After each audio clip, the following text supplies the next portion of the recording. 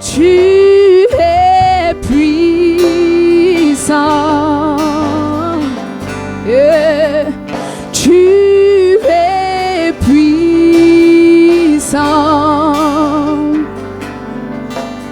Sur ta parole, je me lève et je témoigne. Tu es puissant. Tu es puissant, Jésus. Tu es puissant. Yeah, tu es puissant, Jésus. Tu es puissant. Sur ta parole, sur ta parole, je me lève et je témoigne. Tu es puissant, mon Jésus. Tu es puissant. Tu es puissant. Sur ta parole, je me lève et je déclare.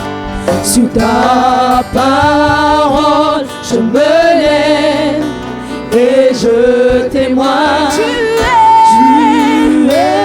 puissant. Tu es puissant.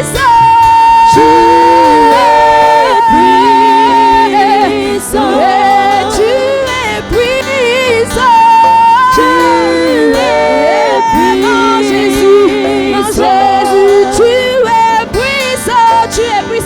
Tu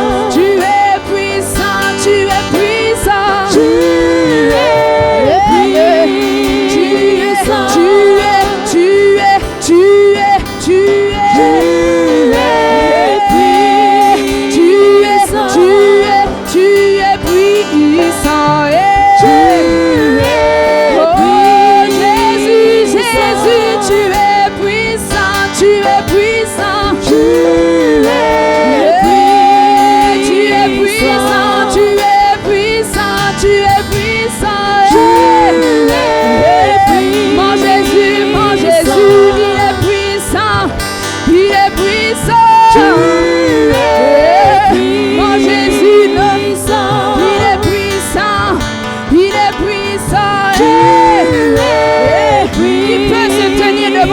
Tu es puissant.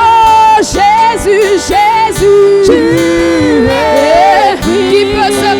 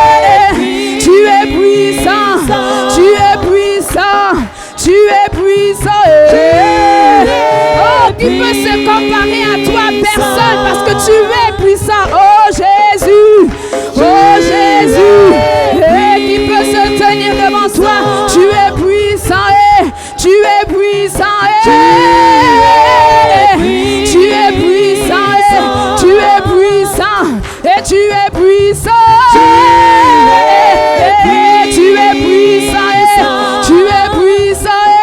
Tu es puissant.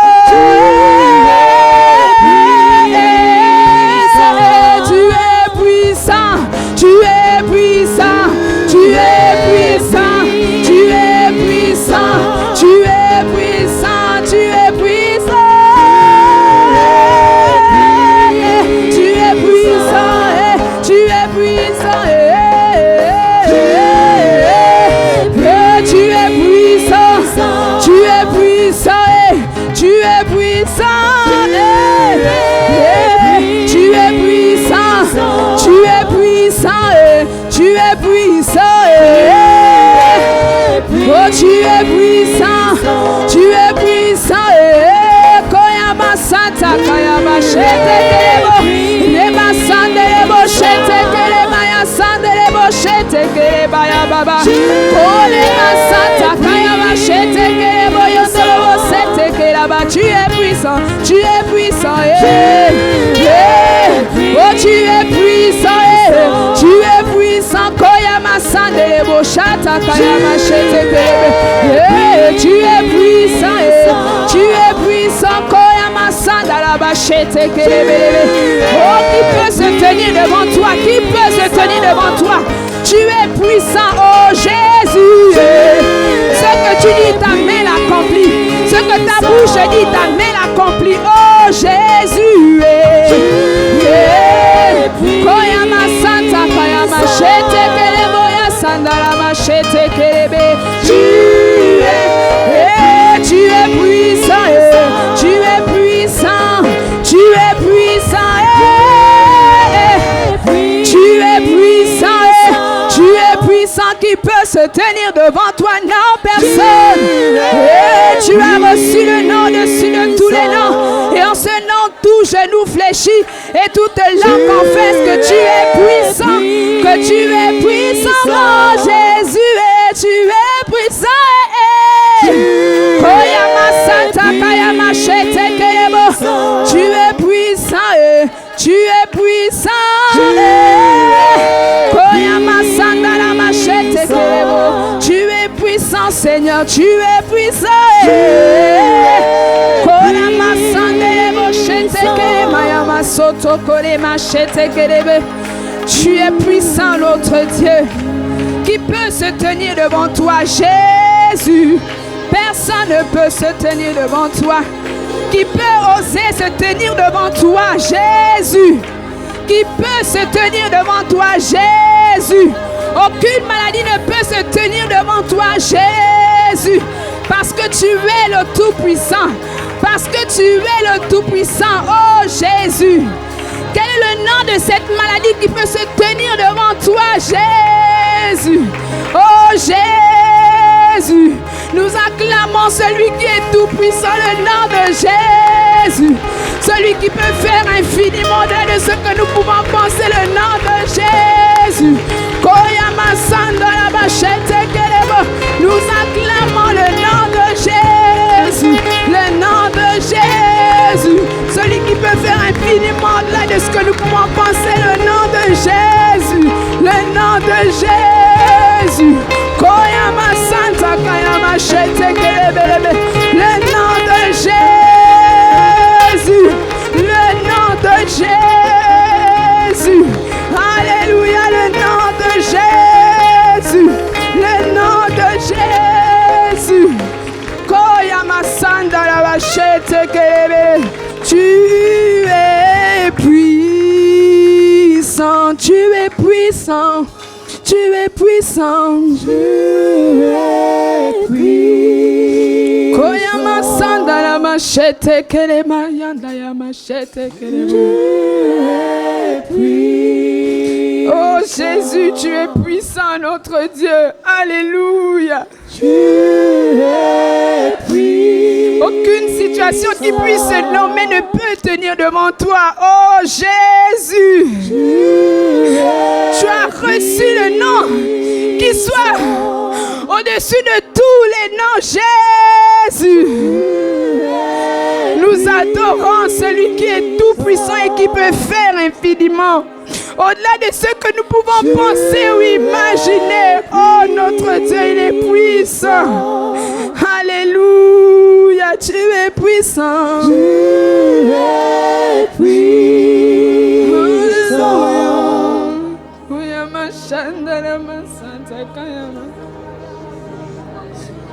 Tu es puissant, oh Jésus. Tu es puissant, notre Dieu.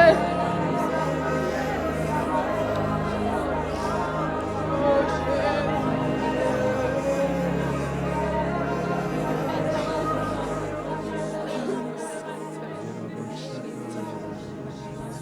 Alléluia. Gloire à Jésus.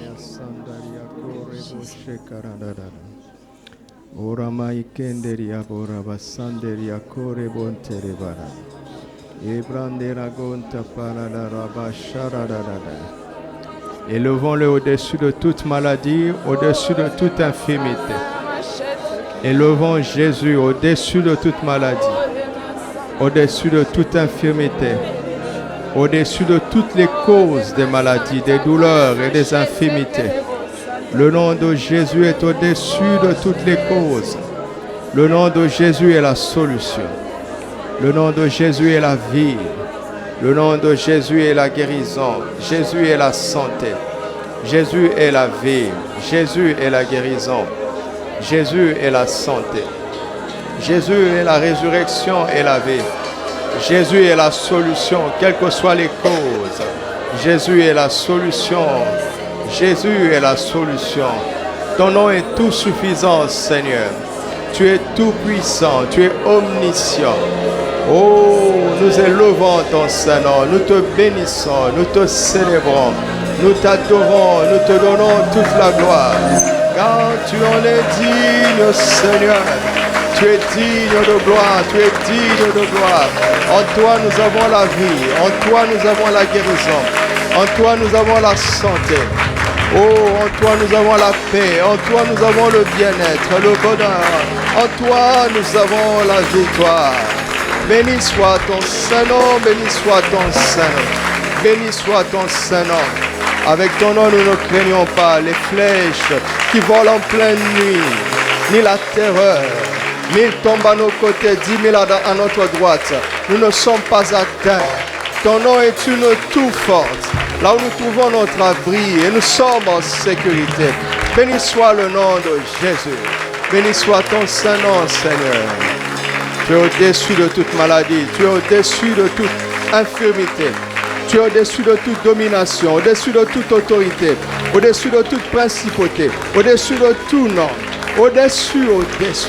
Tu es le souverain, le roi des rois, le Seigneur des seigneurs, le vivant. Oh, gloire à ton Saint. Gloire à ton Saint. Alléluia. Commence à proclamer que ton corps est pour la vie. Ton corps n'est pas pour la maladie. Ton corps est pour la vie. Tu es le temple du Saint-Esprit. Ton corps est le temple du Saint-Esprit. Ton corps est pour la vie. Ton corps est pour la santé. Ton corps n'est pas pour la maladie, quel que soit le dysfonctionnement. Ton corps appartient à Jésus. Il est le temple du Saint-Esprit. Le Saint-Esprit est l'esprit de vie. Il est l'esprit de vie. Le Saint-Esprit, l'esprit de vie habite en moi. Tout mon corps est sanctifié. Tout mon corps est sanctifié. Tout mon corps est sanctifié. Tout mon corps est sanctifié.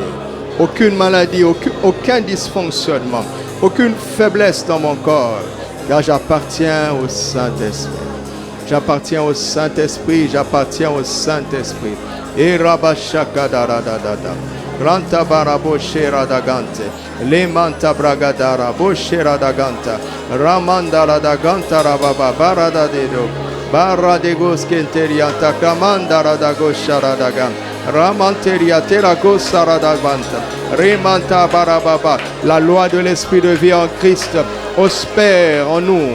La loi de l'esprit de vie en Christ Jésus opère en nous. La mort n'a pas de pouvoir sur nous. La maladie n'a pas de pouvoir sur nous. La faiblesse n'a pas de pouvoir sur nous. Car l'esprit de vie habite en moi. Il agit maintenant. Tu agis en moi. Tu agis en nous. Tu agis en chacun maintenant. Toi l'esprit qui a ressuscité Jésus, tu donnes la vie à nos corps mortels. Tant que nous sommes dans cette tente et que tu as encore besoin de nous sur cette terre, nous serons en bonne santé. Au nom de Jésus, nous serons en bonne santé. Le nom de Jésus est plus fort que tous les médicaments. Il est plus fort que tous les comprimés. Il est plus fort que tous les traitements. Le nom de Jésus est ma santé, mon traitement quotidien. Alléluia. Célèbre encore le nom de Jésus. O rabasi krante kanamantarada. Raya sarababa boshakanta. Ikramande re. Lele babo shitaragantarada. Reka barandarada. Ramandarada, Yasarada, Conte Karababaya. Oh, Alléluia. Alléluia. Tu es la solution, Jésus. Nous te remercions de t'être donné à nous et de l'évangile glorieux que tu nous as donné, afin que nous puissions recevoir la révélation de ce que tu as accompli, qui est déjà à notre portée. Nous ouvrons nos cœurs pour recevoir, pour pratiquer, pour expérimenter et pour partager pour ta gloire, Père. Au nom de Jésus, Amen.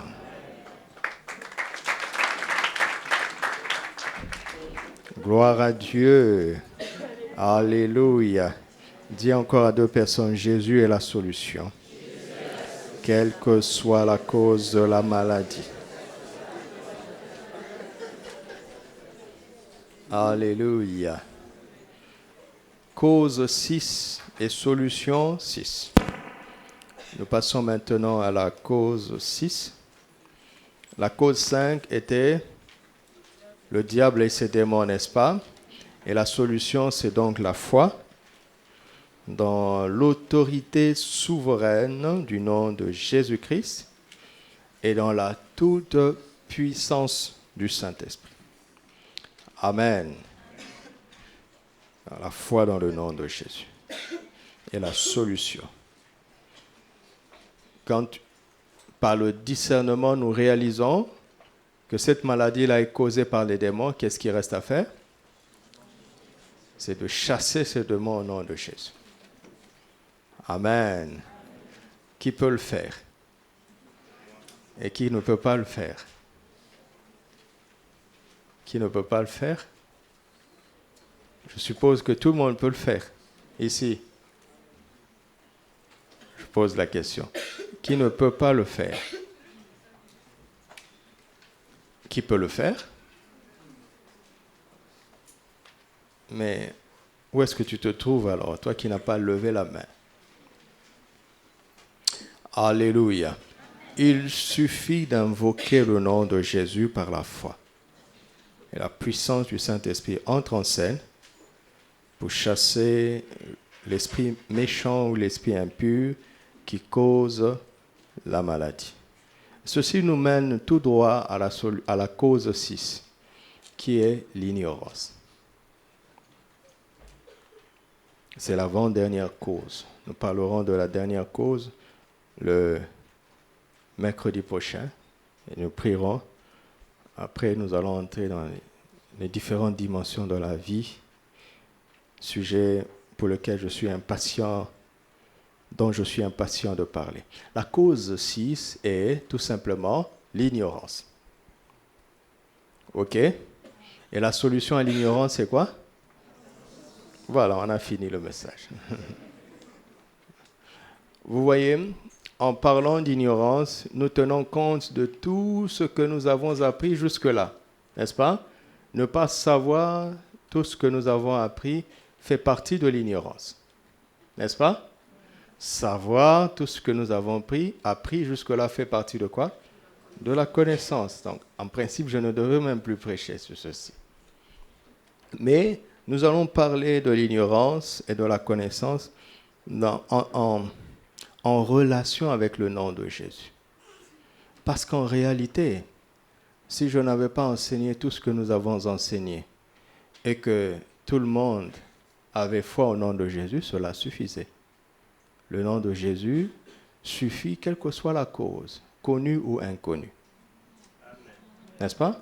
Tout simplement. Tout ce que nous demandons au Père au nom de Jésus, nous le recevons. N'est-ce pas? Quelle que soit la cause. Si nous prions au nom de Jésus, pour la guérison, cela va prendre place. Voici les miracles qui accompagneront ceux qui auront cru en mon nom. En mon nom, ils chasseront les démons, ils imposeront les mains aux malades et ils seront guéris. Quelle que soit la cause, si nous imposons les mains au nom de Jésus, la guérison va prendre place. Alléluia. Alléluia. Imaginez l'atelier de la cause 5 va être fait comment? Ce n'est pas par des questions comme mercredi passé. N'est-ce pas? Ça va être fait comment? On va improviser. On arrive ici. Je vous dis, on se met en groupe de 5. Est-ce qu'il y a des malades parmi ceux qui sont là dans le groupe? Ils entrent à l'intérieur et on impose les mains. C'est ça l'atelier. Vous voulez trop raisonner. Ça fait qu'on n'épuise jamais les ateliers. D'accord? Donc, les ateliers, comme nous l'avons fait le mercredi passé, sont importants pour apporter de la nuance, des éclaircissements à des choses que nous n'avons pas bien comprises. Échanger est très important. Mais tous les ateliers n'auront pas cette forme-là. Selon le sujet, il y a des ateliers qui n'ont pas besoin d'être théoriques. Par exemple, l'atelier pour être rempli du Saint-Esprit doit être fait comment? En posant des questions et en parlant pendant 1h30? Non. Non. En pratiquant, de sorte que tout le monde sorte de là étant rempli de l'Esprit, parlant en langue, prophétisant, exerçant les dons spirituels.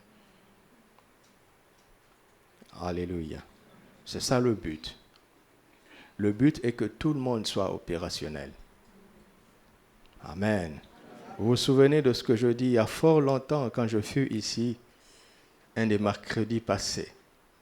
Les 70. Jésus a envoyé les 70, n'est-ce pas? Ils sont revenus avec le même impact. Jésus avait combien de disciples, d'apôtres? 12. Mais là, on parle de 70. Ça veut dire quoi?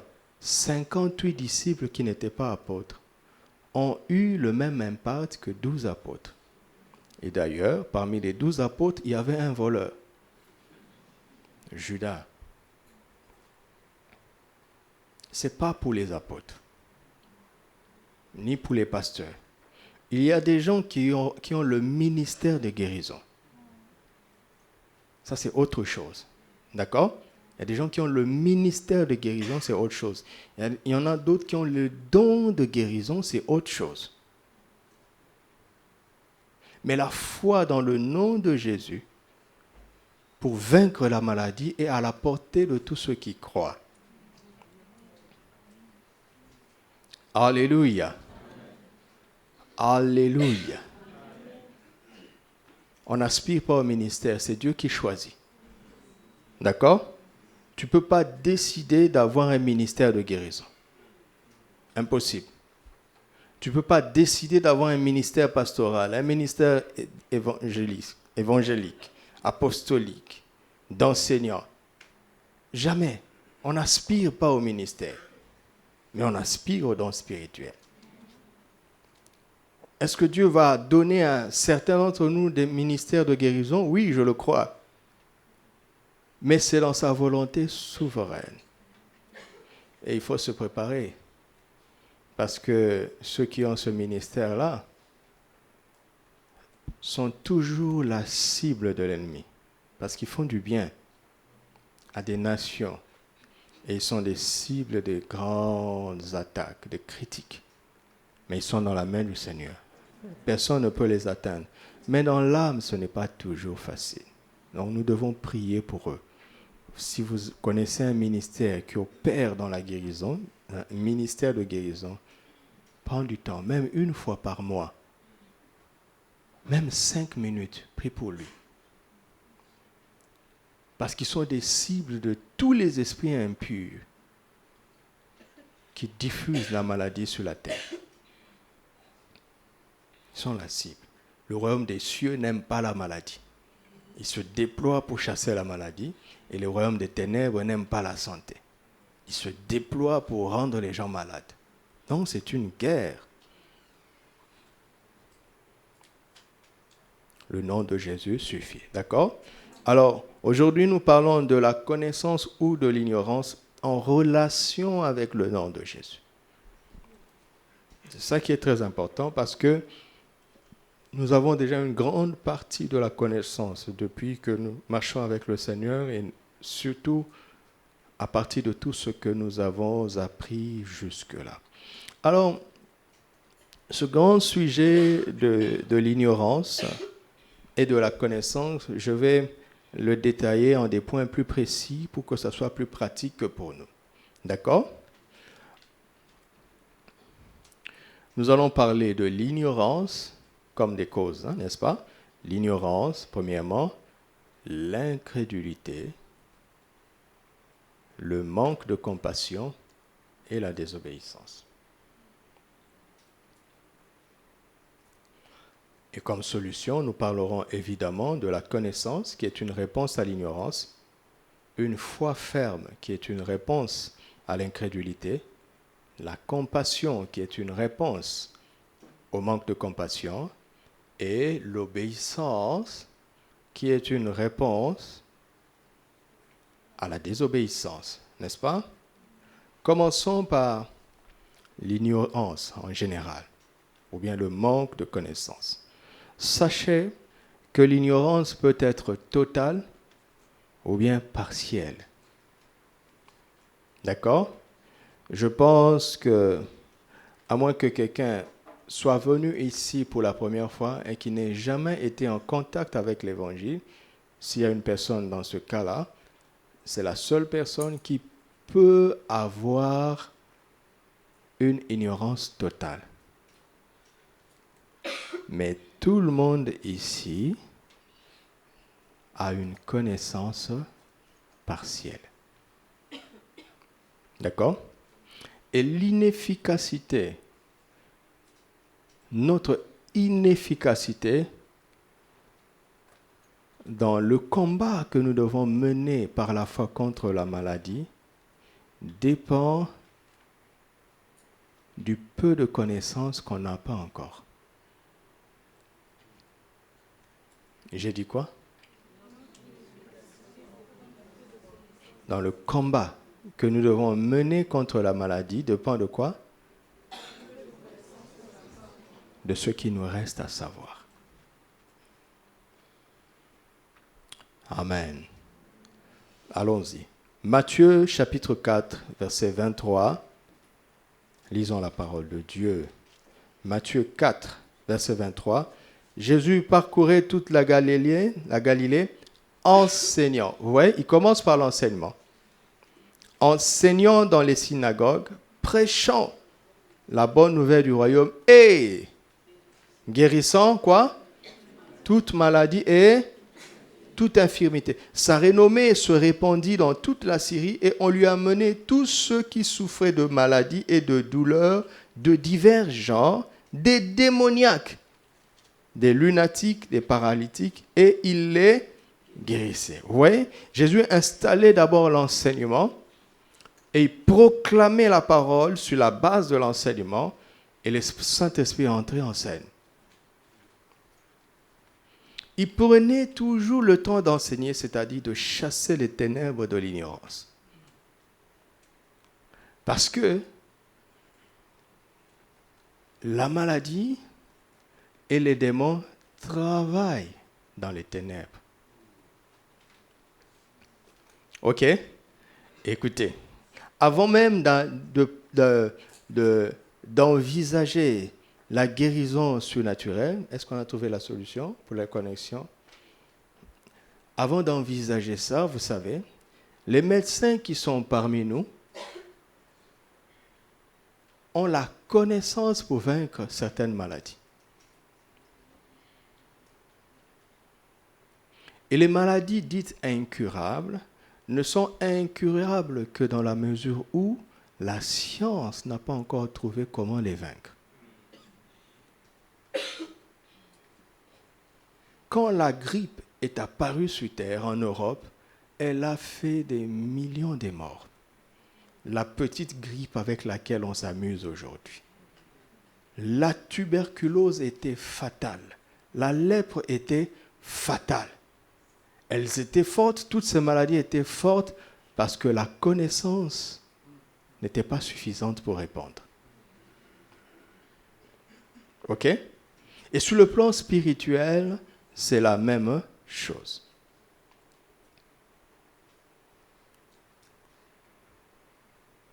Et justement, les esprits méchants rendent les gens malades en travaillant dans le domaine où ils sont ignorants. Ok? Et c'est très pointu. Pourquoi? Ça veut dire qu'un chrétien peut être malade d'une maladie démoniaque sans être possédé par un démon. Parce qu'un démon ne peut pas être possédé. Non, un chrétien. Mais c'est un peu vrai quand même quelque part. Un chrétien ne peut pas être possédé. Parce que son corps est le temple du Saint-Esprit. Si vous considérez qu'un chrétien est possédé, vous êtes en train de considérer que le Saint-Esprit qui est en lui cohabite avec un démon. Ce qui est inenvisageable. Mais les esprits impurs peuvent travailler avec l'ignorance d'un croyant pour les rendre malades sans les posséder. Vous connaissez cette histoire de cette femme qui était courbée pendant des années. Jésus dit bien que Satan la tenait liée, alors qu'elle est une fille d'Abraham. Elle n'était pas possédée de Satan, mais Satan l'a liée. Elle ne comprenait pas sa position de fille d'Abraham qui lui donnait des droits d'alliance. Elle ne savait pas les réclamer. Et à cause de cette ignorance, Satan a pu la lier jusqu'à ce que Jésus ne vienne. Jésus est ici ce soir. Amen. Écoutez-moi très bien. Une maladie peut être d'origine démoniaque sans que le démon soit à l'intérieur. Ah oui. C'est pointu et c'est précis. Et c'est important. C'est important. C'est pour ça que le ministère d'enseignement est fondamental. Jésus ne se lassait jamais d'enseigner. Pourquoi? Parce que l'enseignement est comme la lumière qui chasse les ténèbres. Et Jésus enseignait. Et il ne se lassait jamais d'enseigner. Matthieu 9, verset 35. Matthieu 9, 35. Jésus parcourait toutes les villes et les villages, enseignant dans les synagogues, prêchant la bonne nouvelle du royaume et guérissant toute maladie et toute infirmité. Vous voyez? Il enseignait. Il enseignait. Matthieu 10, verset 1. Puis, ayant appelé ses 12 disciples, il leur donna pouvoir. Le pouvoir de chasser les esprits impurs et de guérir toute maladie et toute infirmité. Il leur a donné ce pouvoir. Marc chapitre 3, versets 7 à 15. Alors, si un disciple ne sait pas qu'il a ce pouvoir, il ne va pas l'exercer. N'est-ce pas? Voilà. L'ignorance dans ce sens serait de faire des églises où on ne montre pas aux chrétiens qu'ils ont le pouvoir de chasser les démons. Vous savez qu'il y a des églises comme ça. Elles ne sont pas mauvaises, d'accord? Mais leur connaissance partielle est tellement partielle. Elles ne sont pas mauvaises. Elles ne sont pas mauvaises. Marc chapitre 3, à partir du verset 7 à 15. Marc 3, 7 à 15. Jésus se retira vers la mer avec ses disciples. Une grande multitude le suivit de la Galilée et de la Judée et de Jérusalem et de l'Idumée et au-delà du Jourdain et des environs de Tyr et de Sidon. Une grande multitude, apprenant tout ce qu'il faisait, vint à lui. Il chargea ses disciples de tenir toujours à sa disposition une petite barque afin de ne pas être pressés par la foule. Car, comme il guérissait beaucoup de gens, tous ceux qui avaient des maladies se jetaient sur lui pour le toucher. Les esprits impurs, quand ils le voyaient, se prosternaient devant lui et s'écriaient « tu es le Fils de Dieu. Il avait une telle dimension que souvent, il n'avait même pas besoin de les chasser.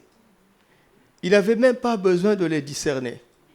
C'est eux qui le discernaient et qui se prosternaient. Mais il leur recommandait très sévèrement de ne pas le faire connaître, souligner connaître. Il monta ensuite sur la montagne, il appela ceux qu'il voulut. Et ils vinrent auprès de lui. Il en établit 12. Marc va maintenant compléter Matthieu 10, 1, où il est dit que Jésus a donné le pouvoir, n'est-ce pas, de chasser les démons. Maintenant, Marc complète. C'est pour ça qu'il faut refuser d'avoir une connaissance partielle. Parce que si ta foi est basée sur Matthieu 10, 1, immédiatement, quand tu vas commencer à opérer, ça va marcher. Mais à partir d'un moment, il se peut que ça ne marche pas. Pourquoi? Parce que le Seigneur veut que ta connaissance augmente. D'accord? Il ne suffit pas d'avoir reçu le pouvoir. Il y a quelque chose de plus important que le fait d'avoir reçu le pouvoir. Verset 14, il en établit 12 pour les avoir avec lui et pour les envoyer prêcher avec le pouvoir de chasser les démons. Affiche-moi Matthieu 10, 1. On va voir. Et puis, ayant appelé ces 12, il leur donna le pouvoir de chasser les esprits impurs et de guérir toute maladie. Quand tu crois en Matthieu 10, tu arrives quelque part, tu les chasses. OK? N'est-ce pas? Parce que tu as ce pouvoir. Mais il va arriver un moment où tu vas le faire, ça semblera ne pas marcher. Pourquoi? Parce que Marc vient compléter maintenant Matthieu 10. Revenons dans Marc, verset 14, Marc 3, 14. Il en établit 12 pour les avoir avec lui. Savez-vous qu'à cause de Matthieu 10, 1, les démons peuvent occuper un homme de Dieu à un tel point qu'il n'ait plus le temps de rester dans la présence du Seigneur, de sorte que le manque de temps seul à seul avec Jésus, c'est ça qui va devenir sa faiblesse, malgré le pouvoir qu'il a reçu. Vous comprenez ça? Et vous voyez l'homme de Dieu, à 8h il a prêché ici, à 10h30 il a prêché là-bas, et puis il a pris l'avion, il est au Canada, après il est en France, après, on dit ouais, il a un grand ministère. Les démons aiment ça. Ils vont travailler par l'usure, parce que le pouvoir qu'il a reçu est irrésistible. Ce pouvoir-là est irrésistible. Ils ne peuvent rien contre ça. Mais puisque la parole est là, alors ils vont l'occuper pour qu'il n'ait plus le temps de rester dans la présence du Seigneur. Maintenant, regardez, pour les avoir avec lui, et, verset 15, pour les envoyer avec le pouvoir de chasser les démons. Ça, c'est Matthieu 10, 1. Pour les envoyer quoi? Prêcher. Donc, il y a des démons que tu ne pourras pas chasser sans avoir prêché. Parce que ces démons se cramponnent sur l'incrédulité de celui qu'il contrôle ou qu'il possède. Vous comprenez? Il y a des catégories de démons. Je ne vous demande pas d'aller lire un livre sur la démonologie. Je vous demande d'aller lire Matthieu, Marc, Luc, Jean. Je vous assure, tout est là. Jésus a vécu de telle sorte que nous comprenions tout. Il y a toutes les informations possibles. Toute autre information qui n'est pas ici est une fausse information ou une information inutile. Vous comprenez ça? Donc, Matthieu 10, 1 est un niveau inférieur. Pour aller plus loin, je grandis en entrant dans la dimension de Marc 3. Dans Marc 3, je comprends la valeur de la présence du Seigneur, puis du message. Du message. Parce qu'il y a des démons que tu ne peux pas chasser comme ça. Ce n'est pas que le nom de Jésus devient faible, hein, mais ce sont des démons qui sont tellement malins qui se cramponnent dans l'incrédulité des personnes, soit qu'ils possèdent ou qu'ils contrôlent, qu'ils trompent. Donc ces personnes ont besoin d'une parole de foi d'abord pour faire le choix D'accord? De croire et d'abandonner ce raisonnement. Et c'est ce choix-là qui fait que quand tu prononces le nom de Jésus, la chose s'accomplit. Alléluia. Continuons. Nous sommes maintenant Marc 6. Marc 6. 6 à 7. Et il s'étonnait de leur incrédulité. Alors il appela les 12 et il commença à les envoyer 2 à 2 en leur donnant le pouvoir sur les esprits impurs. Quelle est l'information ici? L'information, c'est que tu dois savoir que quand tu fais ça, tu ne fais que commencer. Donc, chaque succès ne doit pas être un terminus. Parce que son but, c'est que tu ailles plus loin. Mais chaque succès va te donner l'information pour aller plus loin. Quelqu'un me suit? Comment ça? Il ne faut pas avoir un ministère, un exercice de foi qui stagne à un niveau et qui ne va jamais plus loin. Un ministère qui stagne en Marc 3 où tu as compris la valeur de la présence de Dieu, mais ton message reste le même. Tu as une seule prédication. Comme je connais un évangéliste qui a un message puissant, que personne ne se décourage. Il a pris ça dans 1 Samuel 17, n'est-ce pas? Où David dit que personne ne se décourage. Je vous assure, s'il vient ici et qu'il prêche ça pour la première fois, vous allez être encouragé. Sauf que si vous l'invitez une prochaine fois, il va encore vous prêcher ça. Je le connais personnellement. Et ça va être bien. Mais quand il va prêcher ça une troisième fois, le même message qui vous faisait du bien ne vous fera plus rien. Pourquoi? Ah, on sait déjà. Voici un serviteur qui ne fait pas progresser son message. Il ne fait pas progresser sa prédication. Alors qu'il est assis dans la présence de celui dont la science et la connaissance ne s'épuisent jamais. Donc, là, qu'est-ce qu'il faut faire maintenant? Marc 6 nous montre que tu ne fais que commencer. Ça veut dire que maintenant, ta communion avec le Seigneur par l'Esprit doit devenir une communion plus intelligente. Vous entendez?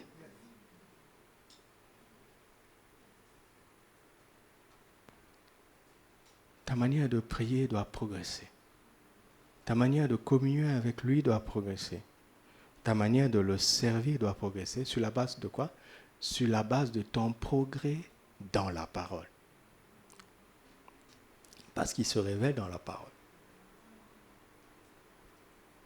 Amen. Pourquoi vous êtes devenu tout à coup calme? C'est un combat sur l'usure. Le Seigneur ne fait que commencer là. Alléluia. Verset 12, toujours dans Marc 6, verset 12. Ils partirent et ils prêchèrent quoi? Ils prêchèrent quoi? Ah, vous voyez là maintenant le message a un thème. Vous avez compris ça? Le message a un thème. Ah, ils prêchaient. Mais là maintenant il y a un thème. Ça veut dire quoi? Ça veut dire qu'ils ont analysé le besoin de cette ville. Amen. Amen. Vous me suivez? Quand vous arrivez à analyser le besoin d'une ville, vous n'êtes plus en train de combattre les petits démons. Parce que les petits démons contrôlent les individus. Mais les dominations contrôlent les contrées.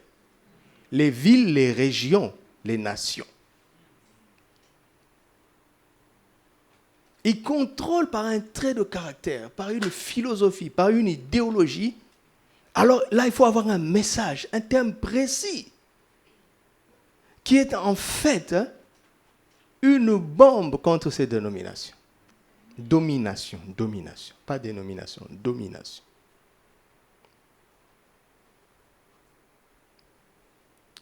Alléluia. Ils chassèrent quoi? Ils chassèrent quoi? Ah, vous voyez? Vous voyez l'adverbe, n'est-ce pas? Pourquoi on dit beaucoup? Parce que quand vous avez fait tomber le chef, son équipe est en débandade. Alléluia. Est-ce que vous savez que parfois il y a des délivrances qui sont faites juste quand on prêche? Parfois je vois. Qui est déjà venu me voir au bureau, il était abattu et puis il est sorti en souriant. Qu'est-ce que j'ai fait? Je t'ai parlé, non? Pourquoi je t'ai dit précisément ce que je t'ai dit? Parce que j'étais en train de bombarder l'esprit qui bombardait tes pensées. Quand je le discerne, alors je te donne le message dont tu as besoin pour que son influence n'ait plus de pouvoir sur toi. Et vous voyez, il y a des endroits sur la terre. Quand vous amenez un certain message, vous savez qui vont s'opposer à vous? Les églises. Parce que ce sont des églises qui ont fait allégeance, consciemment ou inconsciemment, à la principauté de la ville ou de la nation.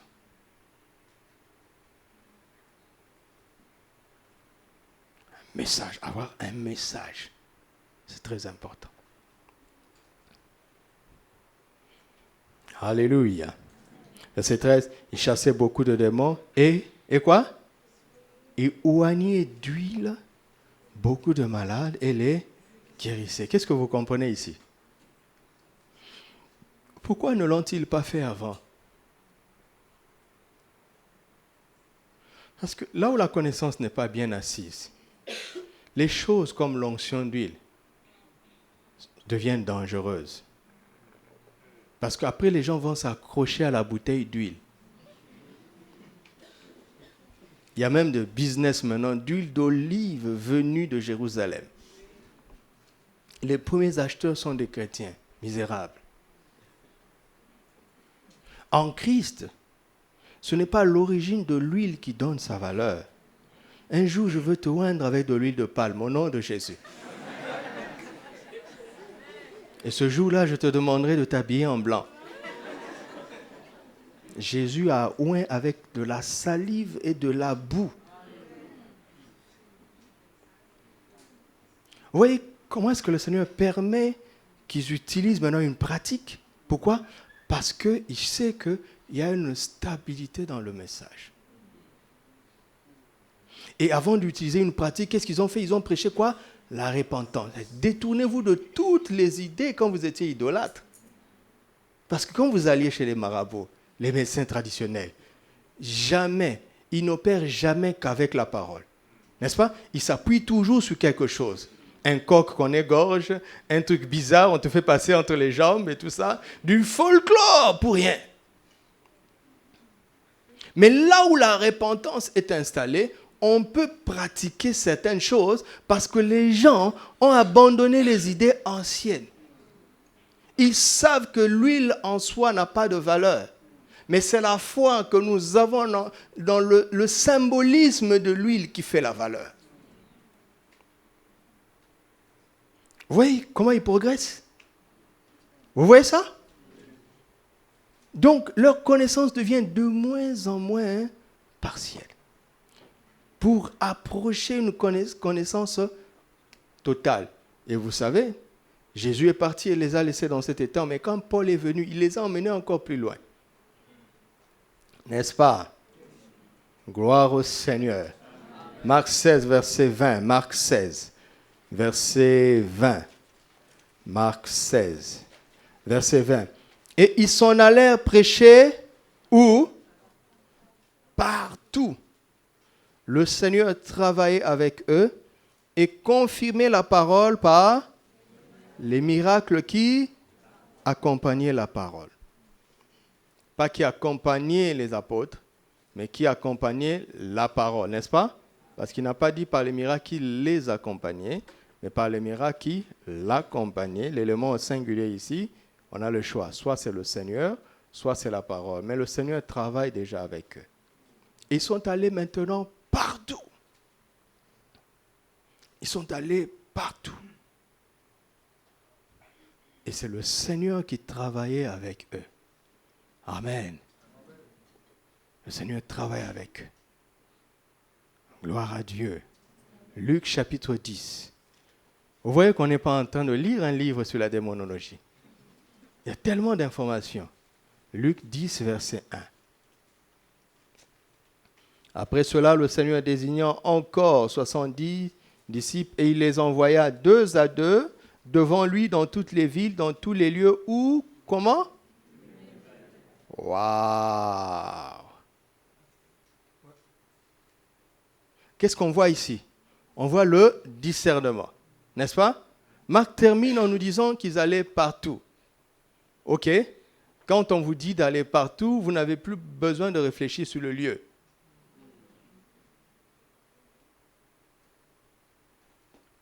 Mais ici, l'information ici, c'est d'arriver à discerner où le Seigneur veut aller et je vais là où il veut aller.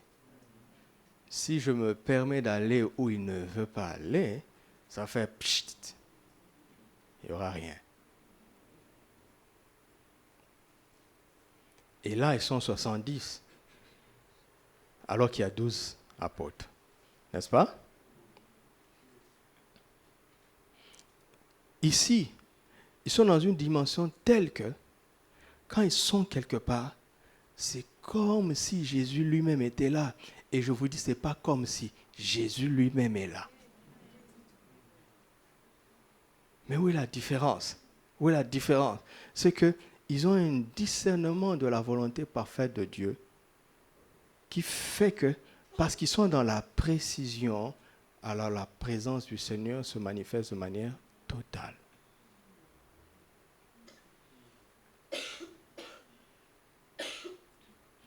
Donc l'intérêt ici, c'est de chercher la face de Dieu pour savoir où il veut aller. Son nom est déjà puissant. Mais même quand vous lisez l'Évangile, Jésus ne guérissait pas tout le monde, tout le temps. Il n'allait pas partout. Il avait un calendrier. Il avait un programme. Il se levait tôt pour chercher la face de Dieu.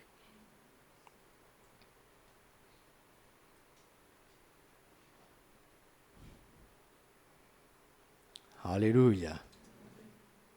Parce que le danger, c'est quand nous commençons, parce que nous avons la foi dans le nom de Jésus, nous commençons à voir les premières victoires, comme je vous ai dit, tout ce que je vous ai dit, réécoutez ce message parce qu'il mérite d'être réécouté plusieurs fois. Et à un moment donné, si vous ne cherchez pas la précision, comme dans Luc 10.1, à un moment donné, vous allez manquer d'efficacité et vous allez penser que le Seigneur n'est plus avec vous. Ce n'est pas qu'il n'est plus avec vous, mais il souffre de voir que tu l'emmènes où il n'a pas prévu d'aller.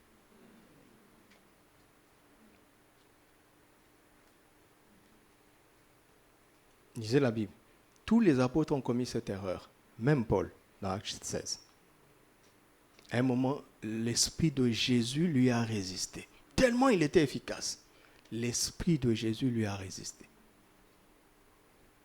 Et finalement, il est allé à Macédoine et son ministère a changé. Et à partir de là, lisez la Bible, mes amis. C'est important de lire la Bible. À partir de là, vous allez voir que le ministère de cet homme a changé. Paul, qui était toujours en voyage, a appris à rester longtemps à Éphèse. Il a fait 3 ans.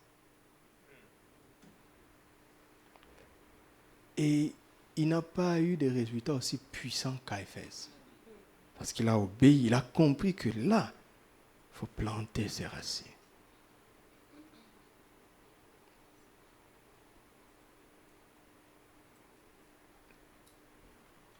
Alléluia. Continuons. Alors, verset 17, dans Luc 10 toujours, les 70 revinrent avec joie, disant, Seigneur, même les démons nous sont soumis en ton nom. Qu'est-ce qu'on apprend ici? Prêchez avec moi. Qu'est-ce qu'on apprend ici? Pardon? Je n'entends pas. Chantez. Dites-le en chantant. Dites-le en intercédant. Dites-le en essuyant les Lévites. En balayant. Qu'est-ce qu'on apprend ici? Pardon? Ça, on avait déjà dit il y a 3 mercredis. Ce qu'on apprend, c'est qu'il faut savoir revenir, rendre des comptes au propriétaire du nom. Pourquoi? Parce que c'est le propriétaire du nom qui sait que vous n'appréciez pas le miracle à sa juste valeur. Vous savez, le succès en soi est une bonne chose, mais le succès lui-même peut devenir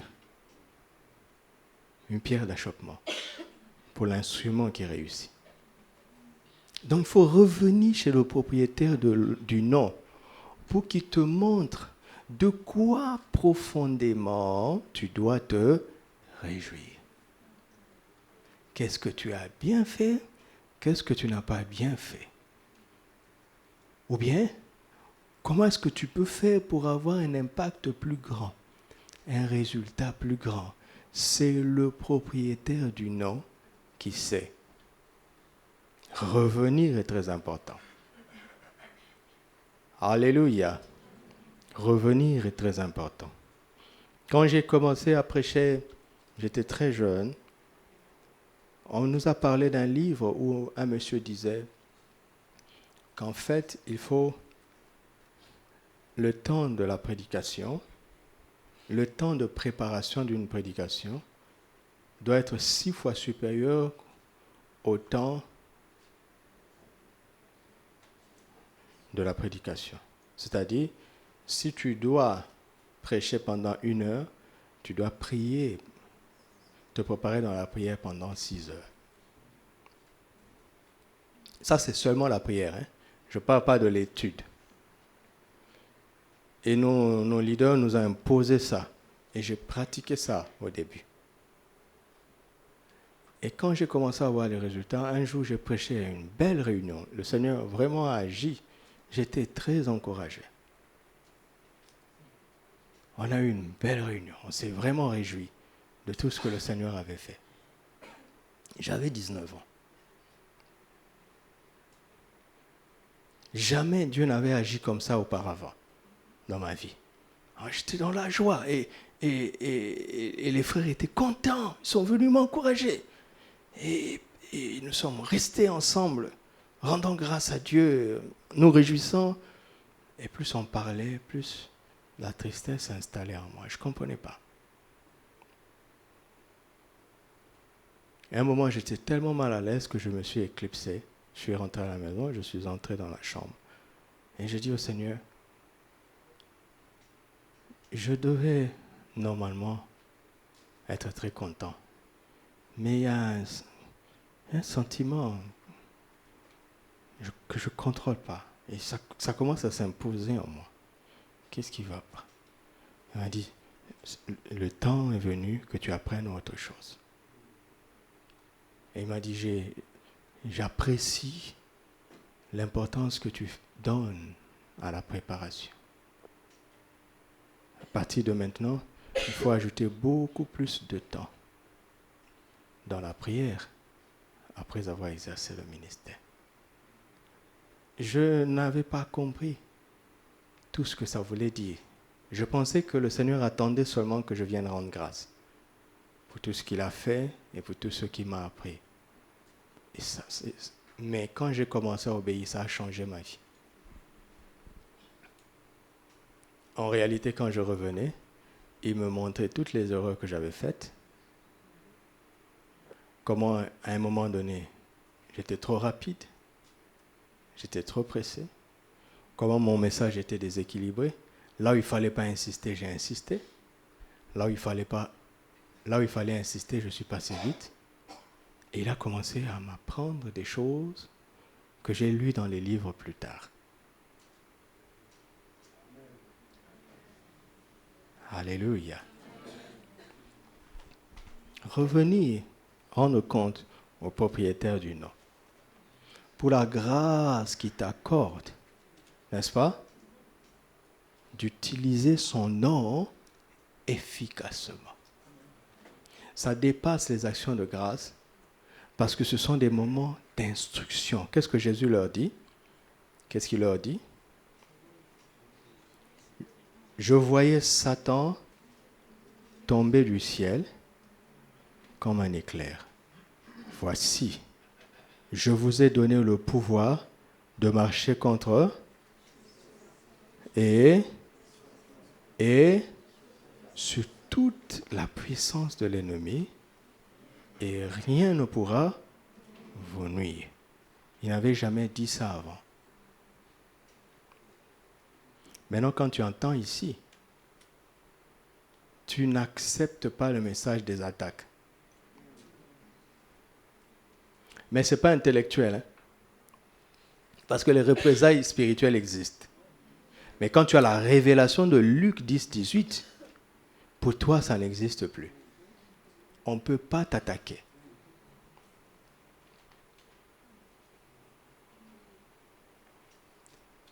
Pourquoi? Pourquoi? Parce que le propriétaire du nom, quand tu reviens lui rendre des comptes, il colmate toutes les brèches de ton ministère. Il les colmate. Regardez, la plupart des ministères bénis qui sont des dons pour l'Église, qui ont eu la grâce d'avoir les dons du ministère de guérison, la plupart d'entre eux ont des problèmes familiaux. La plupart. Et on ne tire pas de leçons. J'aime ce que le pasteur Béni fait maintenant, pasteur Béni Hinn. Vous connaissez pasteur Béni Hinn? Pasteur Béni Hinn, son ministère est entré dans une maturité extraordinaire. Pourquoi? Parce que maintenant, là, il explique aux jeunes évangélistes l'erreur qu'il ne faut pas commettre avec l'onction. Parce que plus l'onction grandit, plus tu es sollicité, moins ta femme et tes enfants te voient. Et ça, c'est une brèche. C'est une brèche.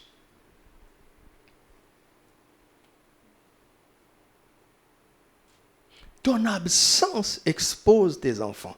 Ton absence expose ta femme. C'est une brèche. Et tu as beau dire, il ne peut pas m'attaquer. Bien sûr qu'il va t'attaquer. Parce qu'il voit la brèche. Ton enfant n'est pas construit. Papa n'est jamais là. Il est vulnérable sur ce terrain-là, n'est-ce pas? Ta femme ou ton mari serait vulnérable sur ce terrain-là à cause de ton absence. Pas parce que les démons sont puissants, mais parce qu'ils sont rusés pour voir les failles dans notre marche par la foi ou dans l'exercice de notre ministère. Et ça, tu ne peux pas voir ça si tu ne reviens pas t'asseoir, rendre des comptes. Et tu ne peux pas voir ça si tu n'as pas un père spirituel ou bien un aîné à qui tu viens rendre des comptes parce que son expérience fait que lui, il voit ce que tu ne vois pas. Et ça aide tellement. Vous entendez? Et aucune représaille ne peut marcher. Alléluia. Alors, et il canalise, il dit, voici ce pourquoi vous devez vous réjouir profondément. Verset 20. Cependant, ne vous réjouissez pas de ce que les esprits vous sont soumis. Jésus n'est pas en train de dire de banaliser ça. D'accord? Mais il dit, mais réjouissez-vous de ce que vos noms sont écrits dans les cieux. De manière générale, nous allons le voir dans le passage suivant, si ton nom n'est pas écrit dans les cieux, tu ne peux pas chasser les démons. Le nom de Jésus dans ta bouche n'a pas d'autorité. OK? Ça, c'est la vérité doctrinale ici. Maintenant, la vérité principe ici, c'est de dire, à chaque succès, il faut chercher qu'est-ce qui réjouit vraiment le Seigneur dans ce que nous avons fait. Parce qu'il ne faut pas se réjouir d'autre chose que ce dont le Seigneur se réjouit. Ça, c'est la vérité principe Il y a une vérité doctrinale, mais aussi au-delà de cela, il y a une vérité principe. Vous me suivez? Et tout ça, ça arrive comment? Parce que tu prends du temps à revenir au pied du maître. Et il te rend de plus en plus efficace. Alléluia. Alléluia. En ce moment même, Jésus tressaillit de joie par le Saint-Esprit et dit, je te loue, Père, Seigneur du ciel et de la terre, de ce que tu as caché ces choses aux sages et aux intelligents, de ce que tu les as révélées aux enfants. Oui, Père, je te loue de ce que tu l'as voulu ainsi. Écoute, on n'est pas en train de dire ici que Jésus est content. On est en train de dire qu'il tressaillit de joie par le Saint-Esprit. Est-ce que vous me suivez? Regarde, Jésus leur montre d'abord ce pourquoi on doit se réjouir d'abord. Tu sais, quand tu fais quelque chose que Dieu approuve, la raison qui fait que Dieu l'approuve est souvent différente de notre raison à nous. Il faut d'abord trouver cette raison, mais ce n'est pas fini. Après, il y a une joie supérieure, ok, qui ne dépend pas de ce qu'on a fait, de ce qu'on vient de faire, mais de ce que Dieu a fait en même temps, en parallèle avec ce qu'on a fait. Alléluia. Et là, Jésus tressaille de joie par le Saint-Esprit. C'est-à-dire que c'est une joie qui le dépasse. C'est la joie de l'Esprit en lui. Pourquoi? Parce qu'il perçoit en cet instant-là que Dieu a libéré une dose de révélation qui n'était pas donnée avant. Vous comprenez? Ça veut dire que leur connaissance entre dans une dimension supérieure. Vous entendez ça? Est-ce que vous entendez ça? Pourquoi vous êtes tranquille comme ça? Oui, il travaille. L'Esprit travaille toujours pour nous conduire dans toute la vérité. Il travaille pour que notre connaissance soit de moins en moins partielle. Alléluia. Alléluia. Toutes choses m'ont été données par mon Père, verset 22. Et personne ne connaît qui est le Fils, si ce n'est le Père. Connaître le Fils, vous voyez ça? Le but c'est quoi? Le but c'est quoi? De connaître le Fils. Mettez-vous à la place des 70. Leur joie c'était quoi? Même les démons nous sont soumis. Vous êtes trop loin. Vous êtes trop loin de ce qui réjouit le ciel.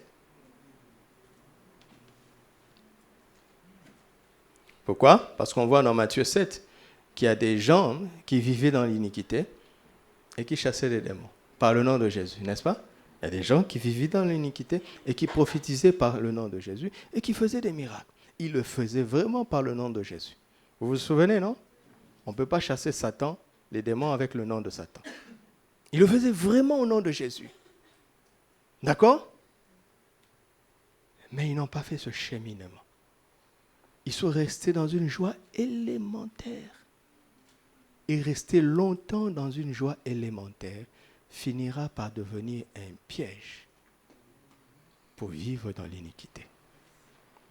Et être jeté au dehors, alors qu'on a à son crédit plusieurs délivrances, plusieurs miracles, et plusieurs prophéties authentiques. Vous entendez ça? Authentique.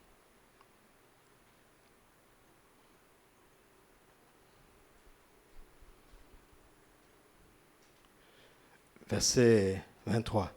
En se tournant vers les disciples, il leur dit en particulier, « Heureux les yeux qui voient ce que vous voyez. Car je vous dis que beaucoup de prophètes et des rois ont désiré voir ce que vous voyez, n'est-ce pas? Et ne l'ont point vu. Entendre ce que vous entendez et ne l'ont pas entendu. C'est quoi ce qu'ils ont vu? Ce qu'ils ont entendu? C'est quoi? Hein? Ce sont ces choses que Dieu a cachées aux sages et aux intelligents et qu'il a révélées aux enfants. qu'il a révélé aux hommes. Alléluia. Acte 19. Acte 19, 13 à 17. Le Seigneur te parle. Quelques exorcistes juifs ambulants essayèrent d'invoquer sur ceux qui avaient des esprits malins le nom du Seigneur Jésus en disant « Je vous conjure par Jésus que Paul prêche. » Eux, ils prêchent quoi? Ceux qui faisaient cela étaient 7 fils de Séva, juifs, l'un de qui? Ça dit, ce sont des enfants qui sont nés dans l'église, leur papa est pasteur. Attention, ils connaissent la lettre. Ah oui, mais ils n'ont pas la révélation parce que Paul prêche par révélation. Et ce n'est pas n'importe qui. Hein? Parce que comme on dit, les exorcistes ambulants, ça nous empêche de voir. Non, ce sont des fils de l'un des principaux sacrificateurs. Ils sont nés dans ces choses-là. Mais ils ont la lettre. Verset 15. L'esprit malin leur répondit. Je connais Jésus. Et je sais, mais vous, qui êtes-vous? Qu'est-ce qu'ils auraient dû dire? Nous sommes les fils de Séva. Et ils ne craignent aucun nom, aucun titre, même pas un titre ministériel. C'est seulement Jésus qui compte. Être bishop ne fait pas trembler les démons. Être archibishop ne fait pas trembler les démons. Être prophète des nations ne fait pas trembler les démons. Sinon, Jérémie aurait chassé un démon. Être apôtre interplanétaire ne chasse pas les démons, ne fait pas trembler les démons. C'est Jésus. Et ceux qu'on est en lui. Parce qu'ils n'ont pas d'abord dit qu'ils connaissent Paul. Ils connaissent Jésus et ils citent Paul après et à côté de Jésus.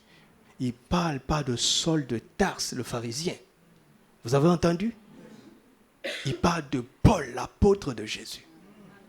Ce qu'il est en Christ. Ils connaissent son identité spirituelle.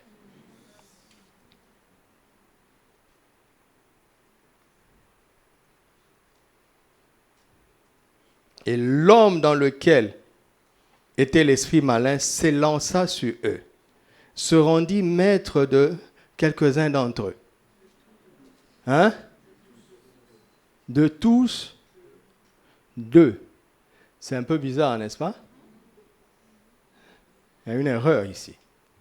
Et les maltraita de telle sorte qu'ils s'enfuient de cette maison nue et...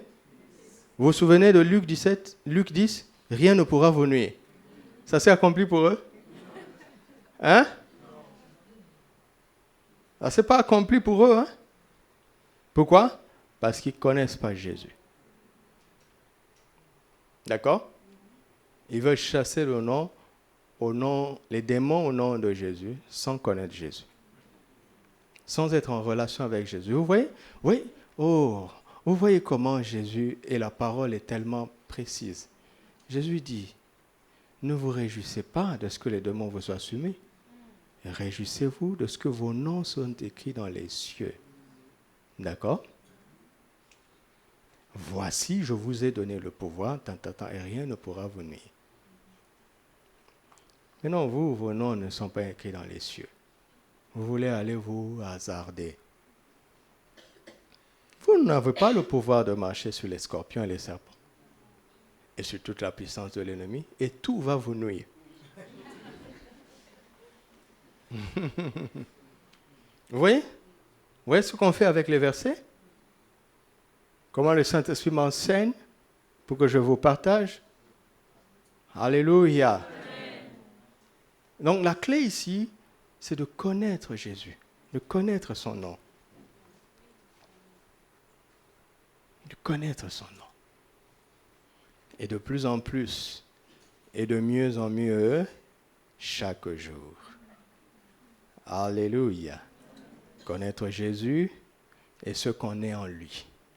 Amen. Connaître sa position souveraine et la position que nous avons en lui. Est-ce que tu le sais? Alléluia.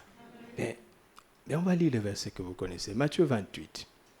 Matthieu 28, verset 17. Matthieu 28, 17.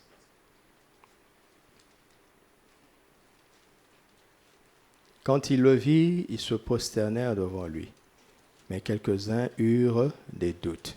Soulignez ça, ça va nous aider. Jésus s'étant approché, leur parla ainsi. Tout pouvoir, n'est-ce pas, m'a été donné dans les cieux et sur la terre. Tout pouvoir dans les cieux sont maintenant entre les mains de qui? Tout pouvoir sur la terre sont maintenant entre les mains de qui? De Jésus. Tout pouvoir. Est-ce que vous croyez ça? Tout pouvoir. Je méditais ces derniers jours dans les psaumes où on parle des armées. Les armes de Dieu, c'est le vent. Vous savez comment Dieu va vaincre tous ces gros engins que les hommes fabriquent, tout leur arsenal militaire extraordinaire? Jésus va les vaincre avec quoi? Avec les tempêtes, n'est-ce pas? Il va dire à la mer, va inonder cet État des États-Unis et ça va inonder là où il y a l'arme nucléaire. Et ça devient nul. Il va soulever la poussière. Les avions ne peuvent pas décoller parce que les réacteurs. Il va dire aux oiseaux, entrez dans les réacteurs de ces avions. Les avions vont cracher. Dieu ne va pas utiliser la technologie pour vaincre la technologie. Ce n'est pas pour que tu te contentes de rester dans l'obscurité dans ton village. Ce n'est pas ce que je veux dire. Hein? Étudie et développe nos pays. Dites Amen 3 fois. Amen. Voilà. Parce que les Africains, là, ils aiment ça. Ils disent, voilà, on vous avait dit que ça sert à rien. Non, ça sert. Regarde, aujourd'hui, nos frères sont privés de ce message parce qu'il y a Internet qui ne marche pas. Je suis peiné comme ça. Parce que je sais comment ils attendent ça. Pour vous, c'est facile ici. Allez dans ces villas, ils attendent ça comme ça. Ils attendent l'écran. Et puis ils se disent, est-ce qu'ils ont déjà lancé? Est-ce qu'ils ont déjà lancé? C'est la technologie. C'est utile, n'est-ce pas? Faites avancer la science pour que ça fasse avancer l'évangile. D'accord? Mais n'en devenez pas fiers parce que c'est rien. Les poussières de Dieu, l'eau de Dieu est plus développée que la technologie.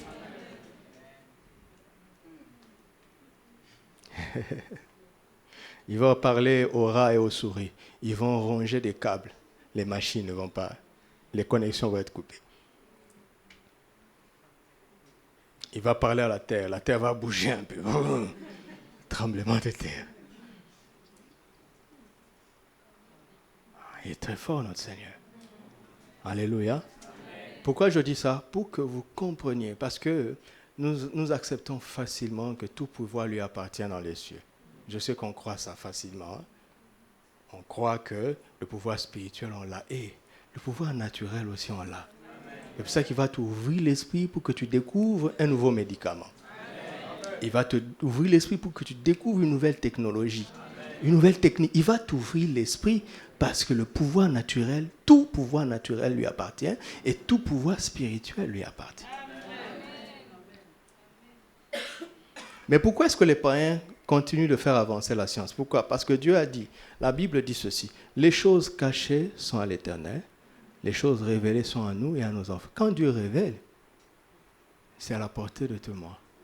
Donc ceux qui prennent cette révélation scientifique au sérieux et qui continuent à faire des recherches, à bosser, à étudier, ils vont aller plus loin. Parce que Dieu a déjà ouvert. Il fait lever son soleil pour tout le monde. Mais il y a des choses qu'ils ne savent pas encore. Alors je veux que vous investissiez tous les domaines. qui est les meilleurs avocats, les meilleurs comptables, les meilleurs sportifs, les meilleurs cuisiniers, les meilleurs pâtissiers, les meilleurs, tout ce que vous voulez là. Pourquoi? Pour l'évangile. Alléluia. Pour l'évangile. Il y a des gens, je vous l'ai déjà dit, non? Il y a des gens, pour leur annoncer l'évangile, il faut savoir jouer au golf. Et vous savez qu'on ne joue pas au golf comme ça. Il faut avoir un statut. Il y a des gens, pour leur annoncer l'évangile, il faut voyager en première classe. Tu comprends? Il y a des gens, pour leur annoncer l'évangile, il faut devenir député. Comment tu vas rencontrer un député? Comment tu vas faire? Il dit, allez, prêcher l'évangile à toute la création. Alléluia. Tu vois ton collègue, un matin, il vient, la mine défaite. Il dit, qu'est-ce qu'il y a? Il dit, on a dépisté ma femme d'un cancer. Tu le prends par la main, tu dis, mon frère, mon cher collègue, chez nous, on nous dit que le nom de Jésus a autorité sur toute maladie. Tu acceptes, compris? Dans le désespoir, ils acceptent toujours. Tu le tiens par la main, tu dis, au nom de Jésus, tu meurs. Non, tu vis. Vous avez compris?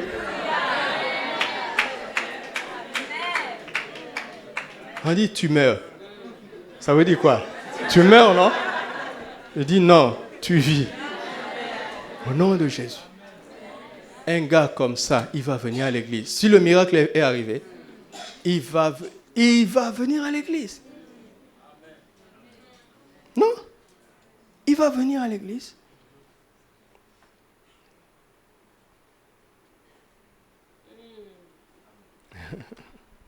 Tout pouvoir, d'accord? Alléluia. Tout pouvoir, mes amis, sur la terre. Tout pouvoir sur la terre. Je sais que nous sentons certaines limites, d'accord? Je sais que nous nous sentons limités.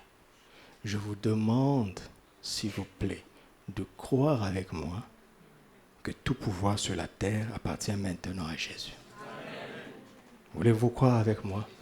Je vous en supplie, croyez ça avec moi. Parce que l'Église est restée dans tout pouvoir dans le ciel. Non. Dans le ciel, oui. Sur la terre aussi. Alléluia. Crois ça d'abord. Même si tu ne sais pas comment, crois seulement. Crois d'abord. Croyons d'abord. Alléluia. Croyons d'abord. Parce que le nom que nous utilisons, le nom auquel nous croyons, a absorbé tous les pouvoirs partout. Notamment sur la terre. Personne n'a aucun pouvoir. Alléluia. Regardez ce jeune président qui a étonné tout son pays. Hier, il a fait un discours. On se demande même qu'est-ce qui lui arrive. Le discours le plus court de tous les présidents de ce pays. Avec une feuille écrite à la main. On se demande qu'est-ce qui lui arrive. Il est dépassé. Il pensait avoir le pouvoir. Écoutez-moi, personne n'a aucun pouvoir. Ils n'ont que des semblants de pouvoir.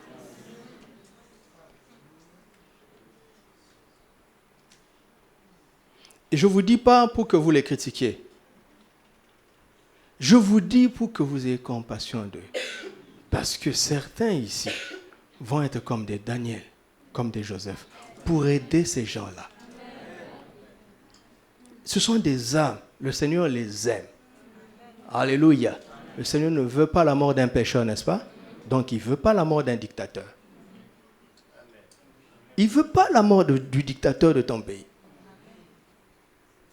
Tu n'as pas le droit de le maudire dans la prière. Tu n'as pas le droit, ce n'est pas chrétien. Tu n'as pas le droit. Tu dois prier pour son salut. Et quand je dis salut, ce n'est pas pour qu'il aille au ciel, pour qu'il change pendant qu'il est au pouvoir. Et il va changer beaucoup de choses. Regardez les décrets que Daniel a fait écrire au roi. Il dit, à partir d'aujourd'hui, je décide, dans tout mon empire, on adorera l'Éternel, le Dieu d'Israël. Ça va arriver encore au nom de Jésus. Ça va arriver encore. C'est ce nom-là, c'est en ce nom-là que nous croyons. C'est en ce nom-là qui a tout pouvoir. J'aime Dieu qui m'a emmené ici. Parce que si je prêche ça en Afrique, on va dire, ah, le pasteur, on lui a donné l'argent. Le président lui a donné l'argent. Mais ici, alléluia, alléluia. En Afrique, tu ne peux plus dire ça. Parce qu'il y a des pasteurs qui prennent l'argent pour encourager ces... Je ne parle pas de ça. Vous m'avez compris, non?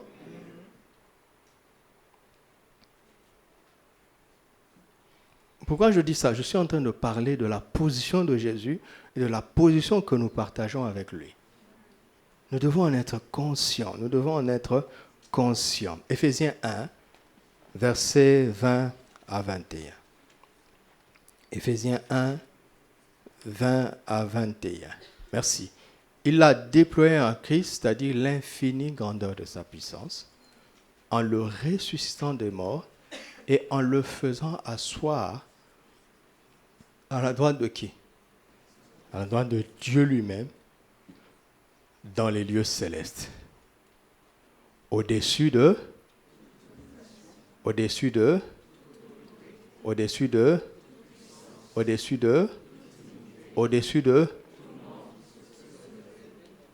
non seulement, mais encore.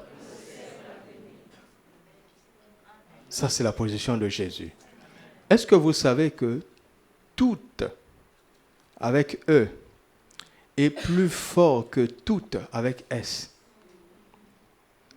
Vous savez ça? Est-ce que vous savez que tout, T-O-U-T, est plus fort que tous, T-O-U-S?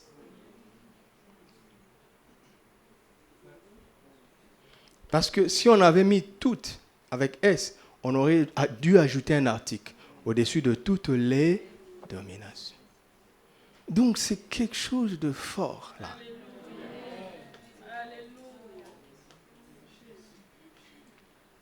Le nom que tu invoques pour chasser un petit démon, voici ce qu'il vaut. Alléluia. Et ce nom est au-dessus de tout nom qu'on peut nommer. Donc, peu importe la liste des noms de maladies, la longueur, leur nom scientifique en latin qu'on parle même plus, je ne sais pas pourquoi ils s'obstinent, le nom de Jésus suffit. Il est au-dessus. Alléluia. Gloire à son nom. Philippiens chapitre 2. Versets 9 à 11. Philippiens 2, 9 à 11. C'est pourquoi Dieu l'a élevé.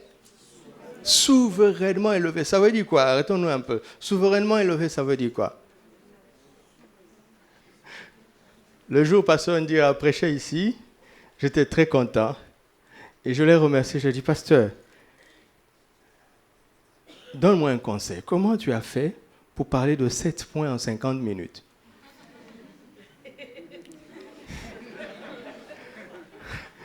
Moi, quand j'ai 2 points, je sais que c'est 1 heure. Il m'a regardé, il m'a dit, parce que les mots ont beaucoup de valeur pour toi. Il dit, tu t'arrêtes sur chaque mot. Et puis il m'a regardé. Tu m'as dit que tu as appris de moi qu'on peut dire beaucoup de choses en 50 minutes. Moi aussi, je pars ici et on a appris que chaque mot dans la Bible est important. Pourquoi je dis ça?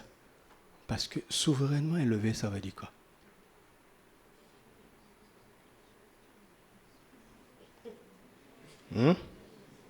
Ouais, vous passez comme ça. Hein?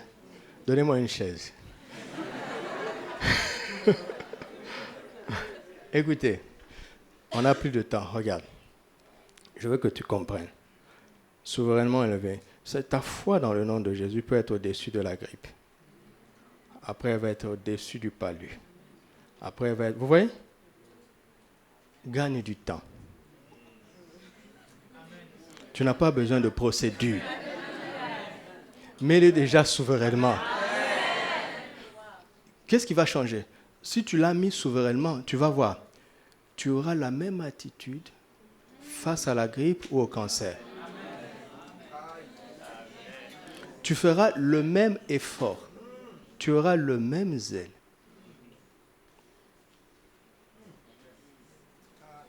Oui. Pourquoi je dis ça? Parce que nous croyons que le nom de Jésus est élevé, je le sais. Mais non, le niveau d'élévation du nom de Jésus des uns et des autres n'est pas le même. Alors on va harmoniser ça par le Saint-Esprit. Jésus est souverainement élevé. Amen. Alléluia. Et souvent, on me dit, on va prier pour ça. Je dis, ok, quand il parle, je dis, on prie, il dit, pasteur, attends, je veux ajouter des précisions. Et je souris dans mon cœur, parce que la personne en face de moi a l'impression que je minimise le problème. En fait, je n'ai pas mesuré. Je vais mesurer quoi? Il est souverain. Je vais mesurer quoi? Dites-moi. Il est souverain. Il est souverain. Regarde, quand tu prends l'avion, d'accord? Quand tu commences à décoller, tu vois, à un niveau, tu peux voir un chien, tu peux voir un arbre, tu peux voir un immeuble, n'est-ce pas? Plus tu montes, tu ne vois plus le chien, tu vois l'arbre, tu vois l'immeuble. Plus tu montes, tu ne vois plus le chien, ni l'arbre, mais tu vois les immeubles. Mais quand tu montes tellement, tu ne vois plus rien. Alléluia! Là-bas, on ne dit pas que l'un 2 mètres, l'autre à 3. Tu es où? On est dans la souveraineté là. Alléluia, on est dans la souveraineté. C'est ça que ça veut dire.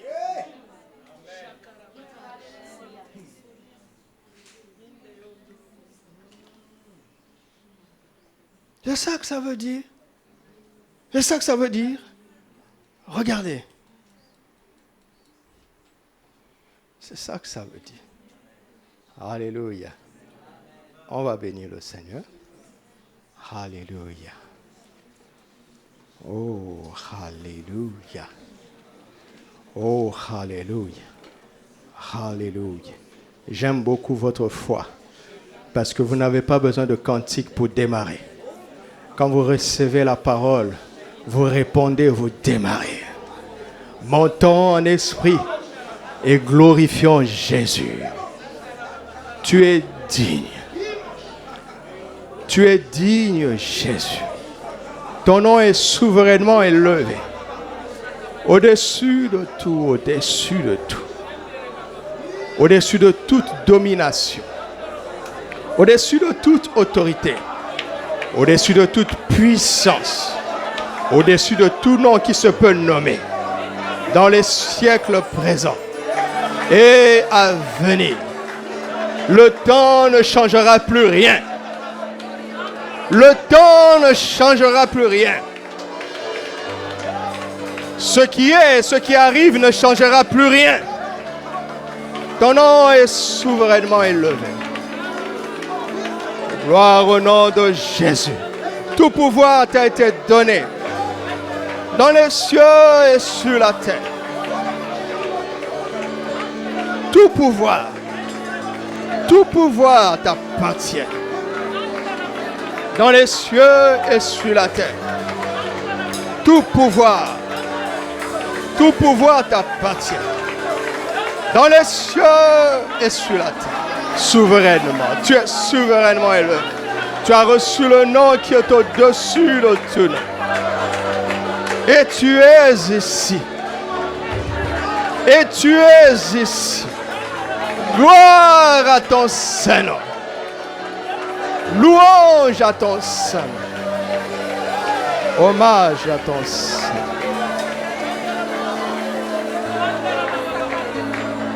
Hommage à ton Saint-Nom. Hommage à ton Saint-Nom. Oh, plaki samante.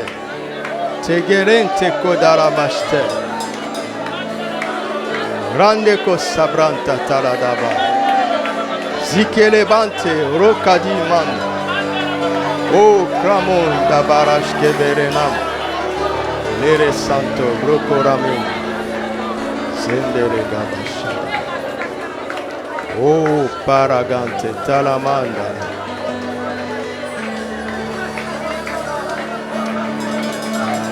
Oh, rabasile gante, paneko shatamanda. Negrimen naro sabaraganda. Neganda gore de shin, tababaraya. Randa contape, rede gescabon. Nikli dabor ragadamente.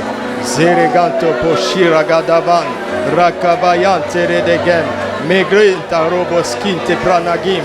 Ruka namana essente tarodobo shagadam. Ringa darababa. Yanene de gesente keteria dagumna ni rabade. Rondo baragente riata korabashan. Iraba.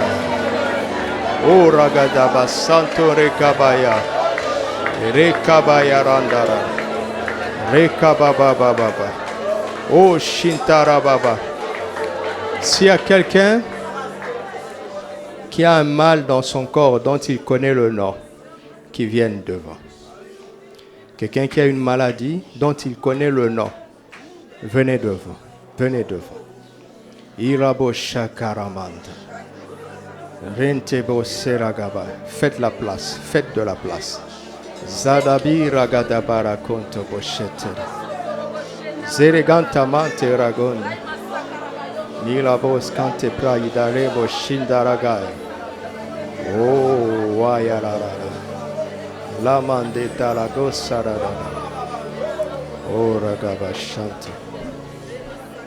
Tout ce que je te demande,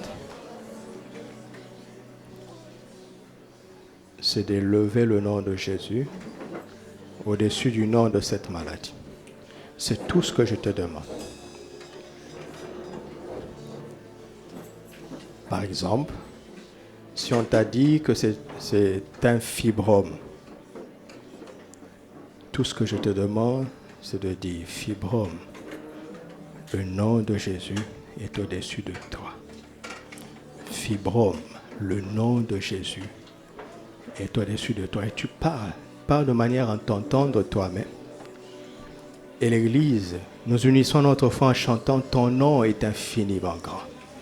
Ta majesté s'élève au-dessus des cieux. » Et là où tu es, tu répètes ça.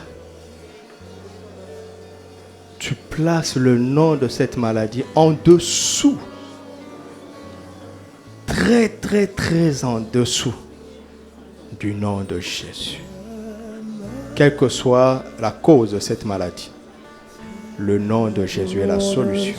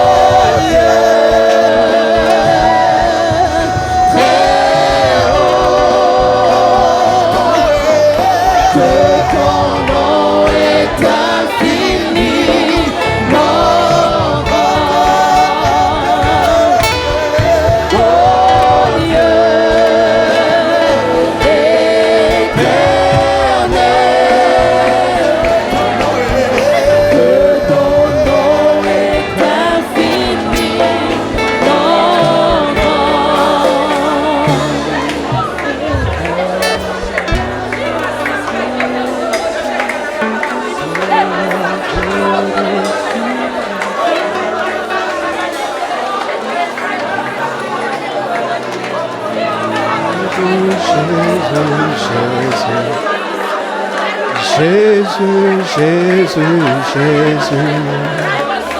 Jésus est Seigneur.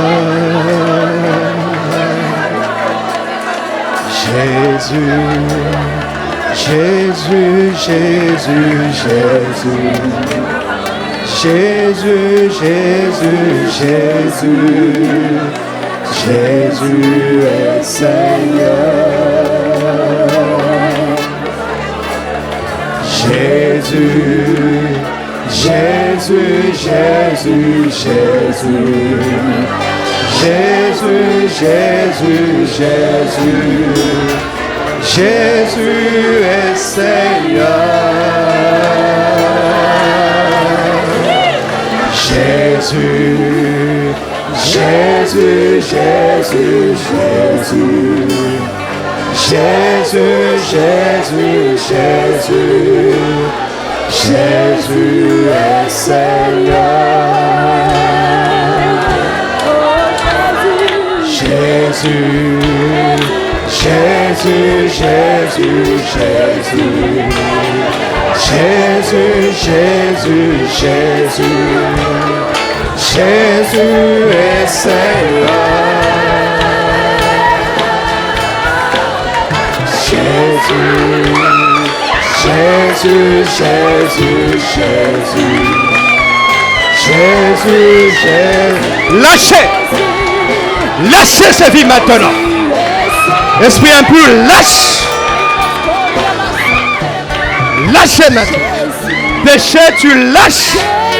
Quelle que soit la cause, je la supprime maintenant. Au nom de Jésus. Lâchez maintenant.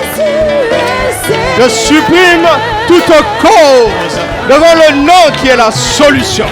Le nom de Jésus. Jésus est Seigneur. Jésus est Seigneur. Jésus est Seigneur. Jésus est Seigneur. Il est le feu, le feu, le feu divin qui peut contester. Son feu est ici. Alléluia. Sa puissance me transperce. Elle va vers vous maintenant. Recevez. Recevez la puissance de la résurrection. L'opération de la puissance de la résurrection. Son feu consume toute maladie maintenant. Il est le feu, le feu, le feu divin qui peut contester avec Jésus. Il est le feu, le feu, le feu divin qui peut contester avec Jésus. Seulement nos voix. Il est le feu, le feu. Uzabraya gantetere gagaga baba boshatatata. Regede galanda gagaga baba bago sakata da da da da. Uragada baba, il est le feu. Il est le feu, le feu, le feu divin qui peut contester avec Jésus. Commence à confesser que tu as reçu ton miracle. Tu as reçu ton miracle au nom de Jésus. Confesse-le maintenant. Confesse la victoire du nom de Jésus sur le nom de ce mal. Ce mal n'est plus. Ce mal n'est plus parce que Jésus a triomphé. Jésus a triomphé. Le nom de Jésus a triomphé. Confesse, confesse, confesse, confesse. Confesse. Alléluia. Oh, merci Saint-Esprit. Merci Saint-Esprit. Merci Saint-Esprit. Merci Saint-Esprit. Merci. Alléluia.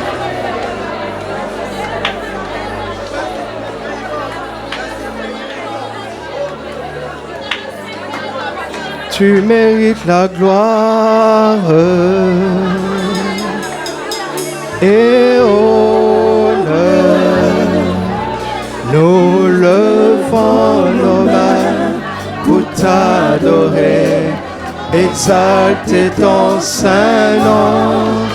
Tu mérites la gloire et honneur.